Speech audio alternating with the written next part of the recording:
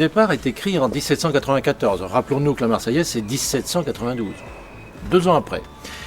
La caractéristique, c'est que la Marseillaise, c'est Roger de Lille.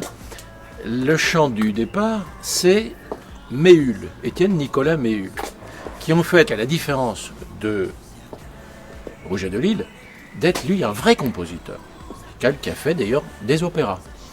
Il est d'ailleurs natif de Givet, dans les Ardennes, et on va en 2017 célébrer le 200e anniversaire de sa mort. Donc ça va être un certain nombre de festivités à Givet.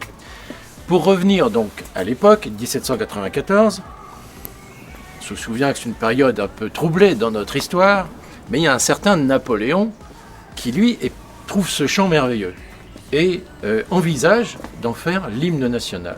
Et au fond, c'est ce qui a plombé le chant du départ, puisqu'à partir du moment où c'était Napoléon qui en avait fait son hymne, en quelque sorte, ce chant devenait, en quelque sorte, je ne dis pas interdit, ce n'était pas tout à fait le cas, mais on a évidemment préféré, après le départ de Napoléon, la Marseillaise, qui est devenue plus tard l'hymne national, c'est-à-dire au moment de la Troisième République, à la fin du 19e siècle. Alors, moi-même, j'ai souhaité produire un disque avec et la Marseillaise et le chant du départ, d'ailleurs dans des configurations plus modernes, plus musique électronique, guitare électrique, percussion.